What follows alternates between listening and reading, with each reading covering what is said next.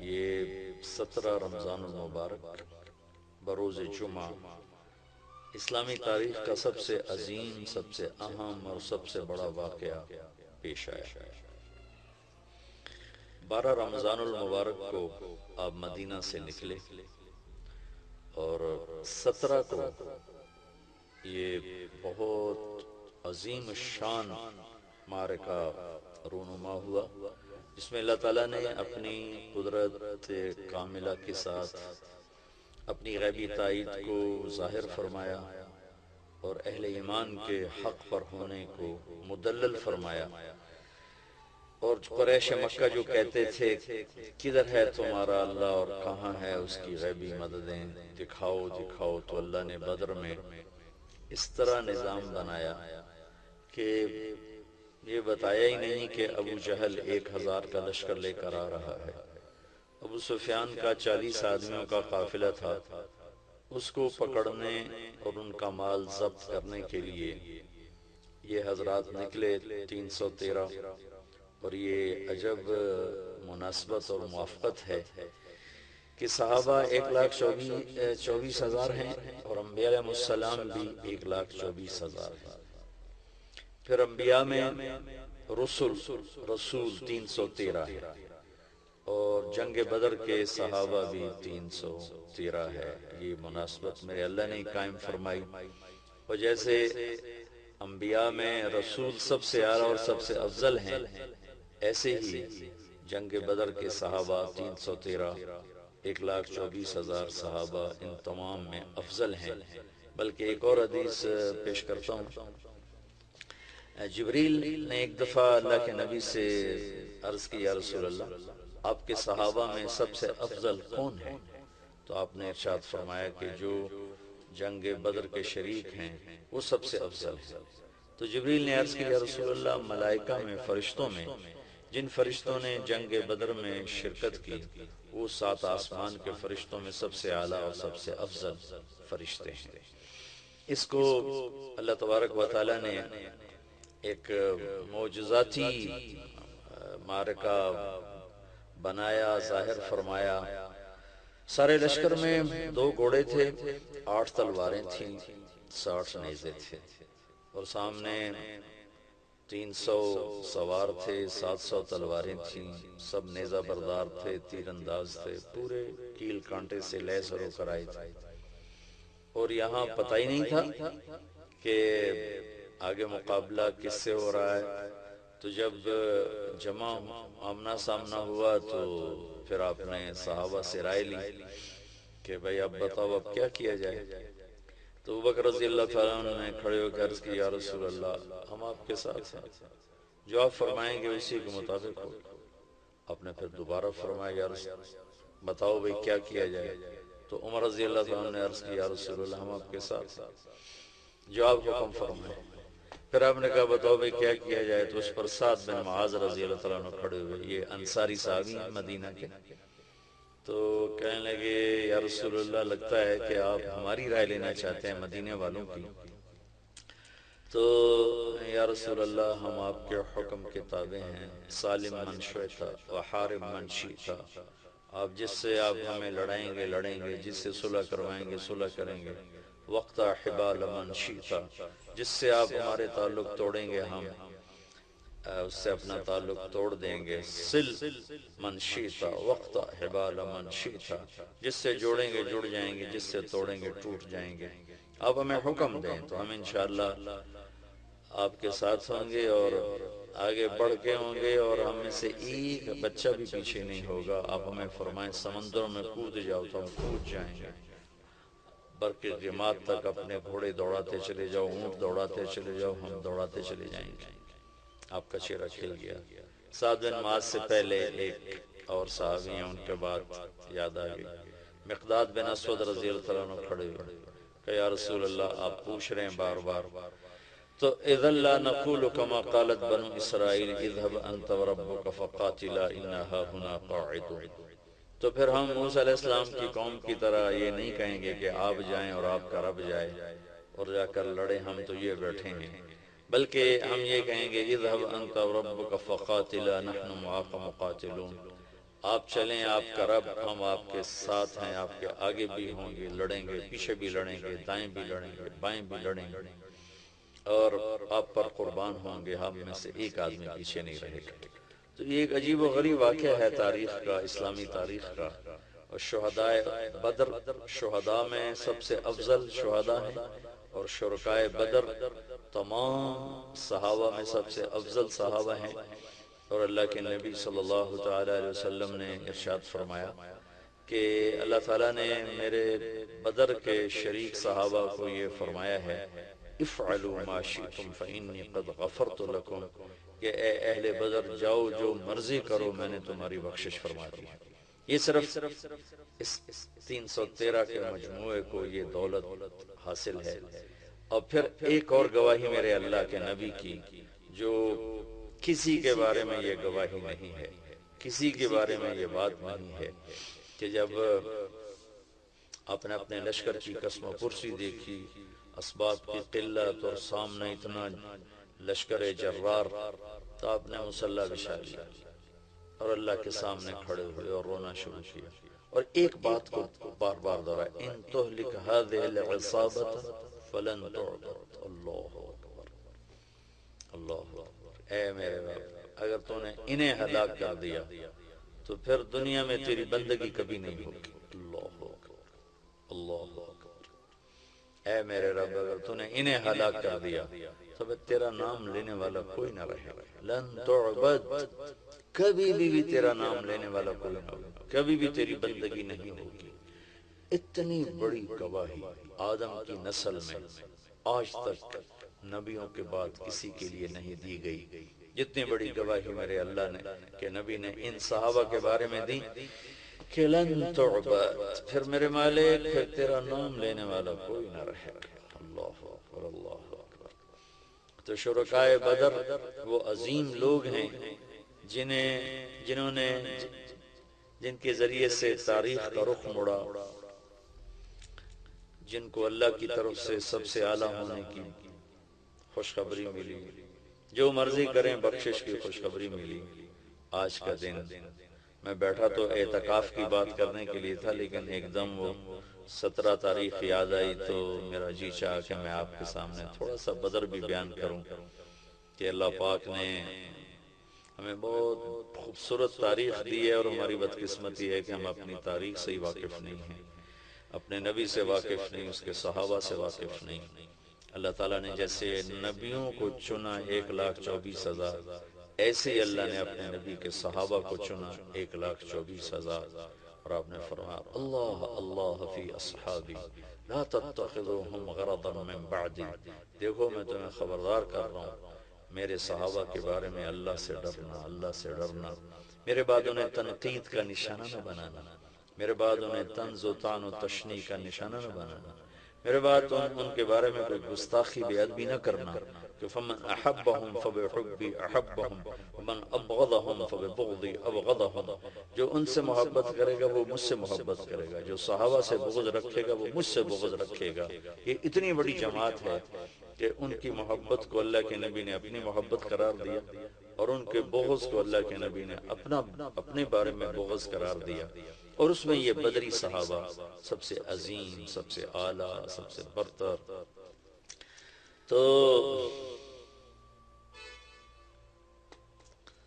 اللہ تعالیٰ نے اپنی قدرت کو دکھایا کہ 313 کے ذریعے سے 1000 کو شکست ہوئی، لشکر آمنے سامنے تھے، اور اللہ کے نبی جھونپڑی میں، اب جس کو عریش کا، آج کل وہاں ایک مسجد ہے، مسجد عریش، بہت بڑی مسجد ہے، وہاں ایک جھونپڑا تھا جس میں اللہ کے نبی قیام فرماتے، اور ابوبکر صدیق ننگی تلوار لے کر پہرا دے رہے تھے، اور اللہ کے نبی روتے جا رہے تھے، روتے جا رہے تھے، روتے جا رہے تھے، ساری رات رو رو کے گزاری، یہاں تک کہ صدیق اکبر نے اگر آپ کو پکڑ لے کہ یا رسول اللہ بس کیجئے، اللہ کی مدد آ گئی، اللہ کی مدد آ گئی۔ تو میدان جنگ جب سجا ہے تو ایک ہوا کا بگولا اٹھا، تو علی رضی اللہ عنہ نے پوچھا یا رسول اللہ یہ ہوا کیسی ہے؟ کہ یہ جبریل 500 فرشتے لے کر اتر آیا ہے۔ پھر دوسرا بگولا اٹھا، تو انہوں نے پوچھا یا رسول اللہ یہ کیا ہے؟ تو آپ نے فرمایا یہ میکائیل 500 فرشتے لے کر اتر آیا ہے۔ 1000 فرشتے اللہ تعالیٰ نے اتارے۔ اِذْ تَسْتَغِيثُونَ رَبَّكُمْ فَاسْتَجَابَ لَكُمْ أَنِّي مُمِدُّكُمْ بِأَلْفٍ مِّنَ الْمَلَائِكَةِ مُرْدِفِينَ، کہ جب تم تڑپ رہے تھے، مجھے پکار رہے تھے، تو میں نے لبیک کہا۔ قریش 1000 تھے، میں نے 1000 فرشتے بھیجے۔ وما جعله الله إلا بشرى ولتطمئن به قلوبكم وما النصر إلا من عند الله إن الله عزيز حكيم، کہ یہ فرشتے جو میں نے اتارے ہیں مدد تو تمہارے اللہ کی ہے، یہ تو ہمارے حوصلہ افزائی کے لیے، تمہارا دل جمانے کے لیے اتارے ہیں، باقی اصل مدد تو اللہ کی ہے، اللہ کی مدد سے ہی فتح ہوتی ہے۔ یہ ملائکہ سب سے افضل ترین ملائکہ ہے۔ اور پھر ایک اور یہاں ایک اہل بدر کی کرامت اور ان کی شرافت اور عزت ہے کہ پہلے بھی فرشتے اترے انبیاء کی مدد کے لیے، لیکن کبھی فرشتوں نے فزیکلی باقاعدہ تلوار نہیں اٹھائی، لڑائی نہیں لڑی، صرف آ کر روب پیدا کرنا اور خوف پیدا کرنا دشمن۔ لیکن یہ پہلی جنگ ہے جس میں فرشتے لڑنے کے لیے آ رہے ہیں، تلواریں اٹھا کے لا رہے ہیں۔ تو اللہ تعالیٰ ان کو، چونکہ ان کو لڑنے کا پتہ ہی نہیں تھا، تو اللہ تعالیٰ ان کو طریقہ بتا رہا ہے لڑائی لڑنے کا۔ فَضْرِبُوا فَوْقَ الْأَعْنَاقِ وَاضْرِبُوا مِنْهُمْ كُلَّ بَنَانٍ، کہ اللہ تعالیٰ ملائکہ سے، فرشتوں سے کہہ رہا ہے کہ تمہاری تلوار کا وار ہونا چاہیے گردن پر، گردن سے خطا ہو تو انگلیاں کاٹ دو تاکہ ہاتھ بیکار ہو جائیں اور وہ آدمی بیکار ہو جائے۔ یا ان کو جنگ کا طریقہ بھی اللہ تعالیٰ سکھا رہے ہیں، سمجھا رہے ہیں اور بتا رہے ہیں۔ تو لشکر جب آمنے سامنے ہوئے تو عتبہ اور شیبہ اور ولید، عتبہ بن ربیعہ، شیبہ بن ربیعہ، ولید بن عتبہ، ولید اور عتبہ باپ بیٹا، شیبہ بھائی، 3 عرب سردار نکلے قریشی۔ تو اللہ کے نبی نے ان کے لیے روانہ فرمایا عبداللہ بن رواحہ، معاذ اور معوذ بن عفراء رضی اللہ تعالیٰ عنہ۔ تو بڑا اکڑا ہوا کفر تھا قریش کا۔ عتبہ کہنے لگا، جب یہ سامنے آئے تو عتبہ نے کہا کون ہو؟ کہا ہم مدینہ والے ہیں۔ تو عتبہ نے زور سے نعرہ لگایا کہ محمد اخرج الینا اکفاءنا، کہنے لگے تم شریف لوگ ہو، جاؤ، تمہاری ہماری کوئی لڑائی نہیں، ہمیں ہماری برادری سے لڑنے دو، ہماری قوم سے لڑنے دو۔ کہا محمد صلی اللہ علیہ وسلم اب ہماری قوم ہمارے مقابلے میں لاؤ۔ تو پھر آپ نے کہا حمزہ اٹھو اللہ رسول کے لیے، علی اٹھو اللہ رسول کے لیے، عبید اٹھو اللہ رسول کے لیے۔ عبید غیر معروف نام ہے، حمزہ اور علی مشہور ہیں۔ عبید آپ کے تایا حارث کے بیٹے ہیں، عبید بن حارث بن عبد المطلب۔ تو یہ تینوں آمنے سامنے ہوئے، تو چونکہ لوہے کی ٹوپیاں تھیں تو پھر عتبہ نے پوچھا کون ہو؟ آپ نے کہا میں ہوں حمزہ بن عبد المطلب۔ تم کون ہو؟ کہا عبید بن حارث۔ تم کون؟ کہا علی بن ابی طالب۔ کہنے لگا ہاں اکفاء کرام، اب ٹھیک ہو، اب ہمارے مقابلے کی ٹکر ہو۔ تو عتبہ اور حمزہ رضی اللہ تعالیٰ عنہ، علی رضی اللہ تعالیٰ عنہ اور ولید اور عبید رضی اللہ تعالیٰ عنہ اور شیبہ، یہ 3 آپس میں آمنے سامنے۔ تو حمزہ رضی اللہ تعالیٰ عنہ تو پہلے وار میں عتبہ کا کام تمام کر دیا، علی رضی اللہ تعالیٰ عنہ نے 2-3 ٹکروں کے بعد ولید کا کام کر دیا، لیکن اس اثناء میں شیبہ نے عبید رضی اللہ عنہ کی ٹانگ کاٹ دی، وہ گر پڑے۔ تو ان دونوں حضرات نے آگے بڑھ کر اس کو قتل کیا، پھر ان کو اٹھا کر لائے۔ تو اللہ کے نبی کے پاؤں پکڑ لیے، چومنے لگے، یا رسول اللہ الست شہید، کیا میں شہید نہیں؟ ہم ان کا بلا وانا علی ذالک شہید، بے شک تو شہید ہے اور میں تیرا گواہ ہوں قیامت کے دن بھی یہاں۔ پھر کہنے لگے یا رسول اللہ اگر آج ابو طالب زندہ ہوتے تو وہ جان لیتے کہ ان کے شیر کا حق میں نے ادا کر دیا ہے۔ وَنُسْلِمُهُ حَتَّى نَصْرَ حَوْلَهُ وَنَذْهَلَ عَنْ أَبْنَائِنَا وَالْحَلَائِلِ، یہ ان کا قصیدہ ہے، قصیدہ لامیہ۔ فَلَمَّا رَأَيْتُ الْقَوْمَ لَا بُدَّ فِيهِمْ، یہاں سے وہ شروع ہوتا ہے، 90 اشعار کا یہ قصیدہ ہے۔ كذبتم وبيت الله نبسا محمدا ولما نطاعن حوله ونناضل ونسلمه حتى نسرى حوله ونذهل عن أبنائنا والحلائل. اسی کے اشعار ہیں وَأَبْيَضَ يُسْتَسْقَى الْغَمَامُ وَوَجْهِهِ ثِمَالُ الْيَتَامَى عِصْمَةٌ لِلْأَرَامِلِ يَلُوذُ بِهِ الْهُلَّاقُ مِنْ آلِ حَاشِمٍ فَهُمْ عِنْدَهُ مِنْ نِعْمَةٍ وَفَوَاضِلِ. یہ اسی اشعار میں نے چند اشعار آپ کو پڑھ کے سنا دیا.